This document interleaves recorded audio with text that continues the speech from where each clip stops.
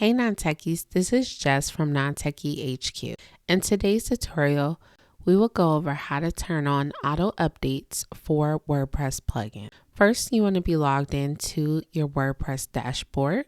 We will go to plugins, and in plugins, you will find the plugin that you would like to set for auto updates and click enable auto update. Turning on this feature would automatically update your plugins and tell you when they will be scheduled to update if you have any available. Some plugins do not have this capability to have the auto update. With turning on auto updates, you want to make sure that in your email when you receive that your plugins have been updated, that there are no errors and there is no issue with any of your plugins. That is how you turn on auto updates for WordPress.